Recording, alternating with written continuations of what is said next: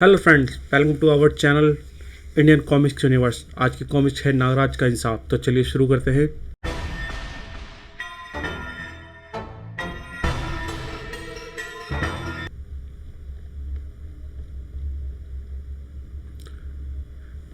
पिछले अंकों खूनी खोज खूनी यात्रा में आपने पढ़ा कि नागराज विश्व के बड़े बड़े अपराधियों को खात्मा करता हुआ इस बार अमेरिका के व पश्चिम यूरोप के सबसे खतरनाक गैंगस्टर विलियम की तलाश में न्यूयॉर्क जा पहुंचा था।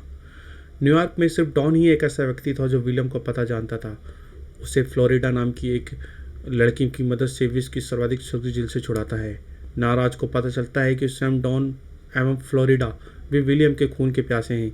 अतः तीनों मिलकर एक लॉन्च द्वारा विलियम के टापू पर पहुंचते हैं। टापू पर पहुंचते ही उनका मुकाबला होता है शिकारी कुत्तों की एक विशाल फौज से। इन कुत्तों का काम तमाम करके तीनों अभी आगे ही बढ़ रहे थे कि पहाड़ी पर स्थित रडार स्टेशन के रक्षक टैलो की निगाह बेहोश कुत्तों पर पड़ गई। लेकिन इससे पहले कि वह अलार्म बजा पाता, नागराज ने टावर पर चढ़कर उसे जकड़ लिया।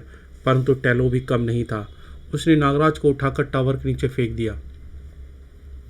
नागराज जमीन से टकराया और बेहोश हो गया। हा चूहा। टैलो इस बात पर अवगत था कि उसकी जंग के दौरान फ्लोरिडा व डॉन ऊपर आ चुके थे। ढिशुम।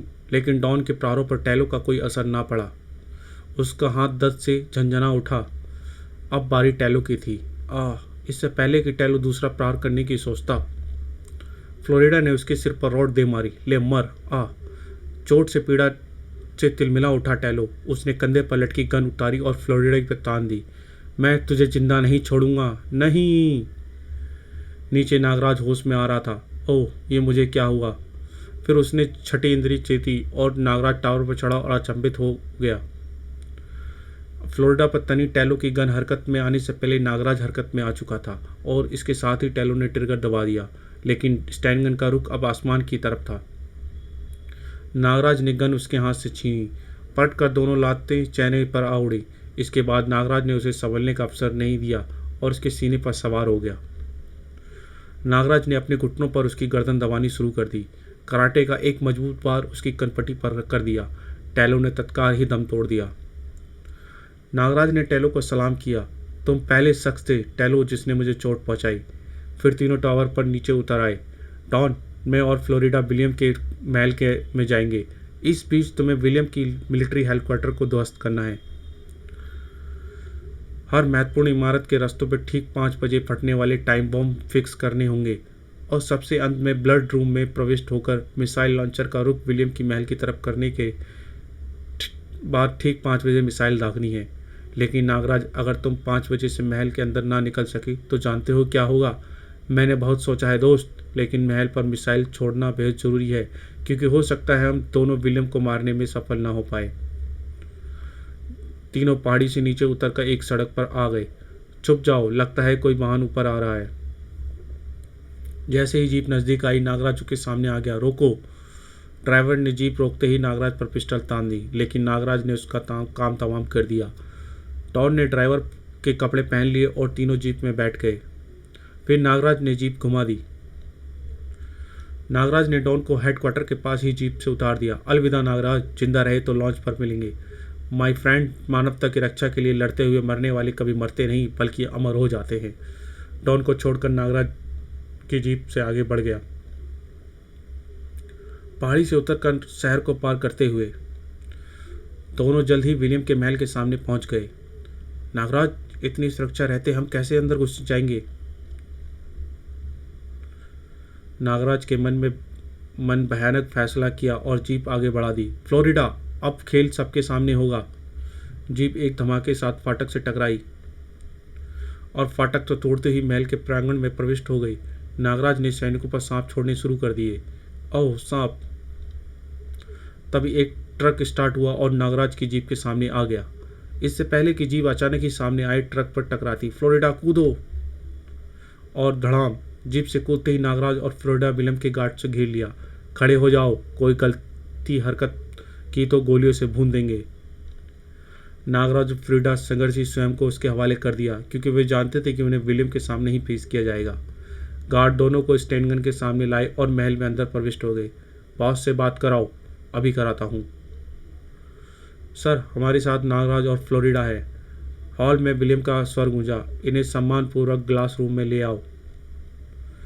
कुछ देर बाद दोनों विलियम के दरबार ग्लास रूम में थे। Welcome mister Nagraj. नागराज देखो ऑक्टोपस। नागराज, तुम्हें यहाँ का पता किसने बताया? तुम यहाँ तक कैसे पहुँचे? विलियम, मैंने विश्व से आतंकवाद को ख़त्म करने की कसम ली है, जिसे पूरा करने के लिए मैं तुम जैसे आतंकवादियों को पाताल से भी खोज निकालूंगा। भाषण बहुत हो गया दोस्त, अब मैं तुमसे एक सौदा करना चाहता हूँ। विलियम ने 3 बार ताली बजाई। फलस्वरूप एक गदाधारी योद्धा हॉल में प्रविष्ट हुआ। नागराज, अगर तुम हमसे दोस्ती करोगे तो लाखों करोड़ों का मुख खेलोगे, लेकिन अगर दुश्मनी करोगे तो चंगारू के साथ मौत के साथ खेलोगे। अब अगर तुम्हें अपनी दोस्ती मंजूर है तो जंगारू का हाथ थाम लो, नहीं तो युद्ध के लिए तैयार हो जाओ। युद्ध?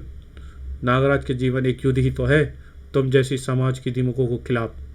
नागराज की आवाज़ बिजली की बनकर उन पर पड़ी और एक बार तो सभी का खून जम गया, लेकिन फिर जगारू ने अपनी गदा नीचे रखी और टाइगर स्टाइल का जानकार लगता है। उधर डॉन जब हेडक्वार्टर के द्वार पहुंचा, इतनी कड़ी सुरक्षा, अंदर जाना तो बेहद मुश्किल है। अचानक सामने खड़े ट्रकों को देखकर डॉन की आंखें चमकने लगी। ओह आइडिया, इस ट्रक को खाई में धकेल देता हूँ। चट्टानों से टकरता हुआ ट्रक खाई में और जा गिरा और एक धमाके के साथ आग की लपटों में घिर गया। गगनभेदी धमाके की आवाज़ सुनकर द्वार पर खड़े सभी सैनिक खाई की तरफ बढ़े। देखो, अरे यह क्या हुआ? और डॉन ट्रक की आड़ में द्वार तक पहुंच गया। फिर उसने भीतर प्रविष्ट होने में देर ना लगाई। अंदर उसने अपने आप को एक सुरंग में पाया। डॉन अभी कुछ ही आगे बढ़ा था कि एक तेज आवाज़ सुनकर रुक गया। धड़ धड़ धड़, लगता है कोई रेल अंदर आ रही है। डॉन गुफा की दीवार से चिपक कर खड़ा हो गया और रेल के पास आते ही जंप लगाकर एक डिब्बे पर चढ़ गया। डॉन एक पेटी खोली। अरे यह तो बारूद है। इसका मतलब बारूद से भरी यह ट्रेन बारूद भंडार में जा रही है। डॉन ने अपना बैग खोला और एक टाइम बॉम्ब निकाला। 3 बजे है, 5 बजे का टाइम फिक्स कर देता हूँ। अगर ये पेटी 5 बजे तक बारूद भंडार में पहुँच गई तो अकेले ही विलियम की आधी लंका ढहा देगी। सुरंग से बाहर आते ही डॉन रेल से कूद गया। रेल के जाने के बाद अब मुझे सैनिक छावनी का संबंध बाकी टापू से तोड़ना होगा और इसके लिए इस गुफा के मुहाने पर टाइम बम फिट करने होंगे। ठीक 5 बजे टाइम बम फटेगा और गुफा का मार्ग बंद हो जाएगा। टिक टिक टिक टिक। उसके बाद डॉन सामने नजर आए एक छोटे पहाड़ पर चढ़ने लगा और कुछ देर बाद वह पहाड़ के ऊपर घाटी में फैली छावनी का दृश्य देख रहा था। पुल को बिना किसी की नज़र में आए ऊपर से पार करना असंभव है। मुझे पुल को नीचे से लटक कर पार करना होगा। डॉन चट्टान की आड़ में निकला और पहाड़ी से उतरने लगा। एक लंबा चक्कर लेता हुआ वह पहाड़ी से उतरता रहा और फिर चढ़ता हुआ ठीक पुल के नीचे आ गया। पुल पर बंधे मजबूत रस्सियों के सहारे लटकता हुआ डॉन आगे बढ़ने लगा। पुल के ठीक बीच पहुंचकर डॉन ने अपने बैग से एक और टाइम बम निकाला, पुल पर फिट कर दिया। इसके बाद डॉन उसी तरह मौत के झूले पर झूलता हुआ दूसरी तरफ पहुंच गया। नीचे से एक लंबा चक्कर काटता हुआ डॉन सड़क पर आ गया। ओह, 4 बज गए। मुझे 1 घंटे से पहले ही ब्लड रूम तक पहुंचना है। अभी वह ब्लड रूम तक पहुंचने के बारे में सोच ही रहा था कि सामने से आते 2 ऑफिसर उसे सैल्यूट मार दिए। ओह, इसका मतलब मैं काफ़ी बड़े ऑफिसर की वर्दी पहनी हुई है। अब डॉन कुछ निश्चित हो गया कि उसने सामने आती एक जीप को रुकवाया। मिस्टर, मेरी जीप खराब हो गई है, मुझे ब्लड रूम तक छोड़ दीजिए। आइए सर। उधर विलियम के महल के अंदर जगारू पर नागराज के अपने बाएं हाथ पर घूंसे का एक प्रचंड वार किया। ले संभल मेरा बायां हाथ। गुर्र। जगारू ने झपट कर उसका वापस हाथ थाम लिया और तेजी से घुमाने लगा। उफ। फिर अचानक उसे नागराज को छोड़ दिया। नागराज दूर जा गिरा। फ्लोरिडा ने नागराज को सहारा दिया। नागराज चोट तो नहीं आई? उसने बाला की तेजी से जंप लगाई और अगले ही पल जगारू के सामने पहुंच गया। उसने एक प्रचंड घूंसा उसकी छातियों में दे मारा। उसकी फ्लाइंग किक ने जगारू के जबड़े को हिला दिया। फिर नागराज ने उसे संभलने का मौका नहीं दिया और उसे अपने ऊपर से उछाल फेंका। जगारू उछलकर अपनी गधा के पास जा गिरा। जगारू ने मजबूती से गधा थाम ली। अब उसकी आंखों में नागराज की मौत नाच रही थी। जगारू ने गधा का भरपूर वार नागराज पर कर दिया। गधा शीशे पर फर्श पर जोरदार टकराई।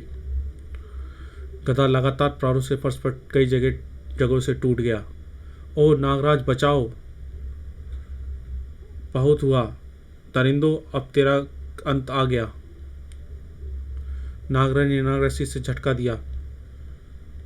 नागराज ने आगे बढ़कर उसकी चोटी पकड़ी और उसकी गर्दन से फंदा डालकर कस दिया। जगाड़ू के प्राण पखेरु हो गए। नागराज फ्लोरिडा को बचाने के लिए बढ़ा ही था कि घबराओ मत फ्लोरिडा, मैं आ रहा हूं। विलियम ने एक बटन दबा दिया। फलस्वरूप शीशे से फर्श बीच में फट गया और ऑक्टोपस अपनी आठों बाहों में फ्लोरिडा को जकड़ चुका था। नागराज ने नीचे डुबकी लगाई और टूटे हुए फर्श का कांच टुकड़ा निकाल लाया। फिर उसने नुकीली शीशे का वार ऑक्टोपस की आंख पर किया। तभी जख्मी ऑक्टोपस ने दस से झटपटाकर फ्लोरिडा को छोड़ दिया।